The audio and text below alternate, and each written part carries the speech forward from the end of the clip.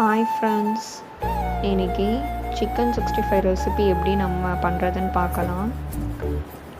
100 gram chicken வாங்கிட்டு வந்து வச்சுருக்கேன். அதை நல்லா வாஷ் பண்ணிக்கோங்க.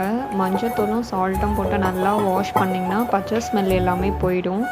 வாஷ் பண்ணதுக்கப்புறமா தேவையான அளவு உப்பு போட்டுக்கோங்க. உப்பு போட்டதுக்கப்புறமா ஒரு 4 டேபிள் ஸ்பூன் காரமாக சாப்பிட்ற மாதிரி இருந்தால் 4 டேபிள் ஸ்பூன் போட்டு காஷ்மீரி சில்லி பவுடர் போட்டு நல்லா ஊற வச்சுருங்க.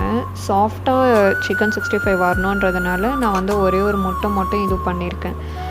ஒரே ஒரு முட்டை மட்டும் உடச்சி ஊற்றிடுங்க. ஊற்றினதுக்கப்புறமா தேவையான அளவு மஞ்சத்தூள் போட்டுக்கோங்க. ஒரு டேபிள் ஸ்பூன் இல்லை 1/2 டேபிள் ஸ்பூன் போட்டால் போதும். போட்டுட்டு தேவையான அளவு இஞ்சி பூண்டு பேஸ்ட்டும் போட்டுக்கோங்க. போட்டுட்டு நல்லா இது பண்ணி விட்டுருங்க. நல்லா மிக்ஸ் பண்ணி விட்டுடுங்க. 15 to 30 மினிட்ஸ் கிட்ட நல்லா ஊறட்டும். ஊறினதுக்கப்புறமா தேவையான அளவு மைதா மாவு இருந்தால் மைதா மாவு மிக்ஸ் பண்ணிக்கோங்க. கொஞ்சமாக ஆட் பண்ணால் போதும். நிறைய போட்டிங்கன்னா பஜ்ஜி மாதிரி வந்துடும், நல்லா இருக்காது. தேவையான அளவு போட்டுட்டு நல்லா ஊற வச்சுருங்க.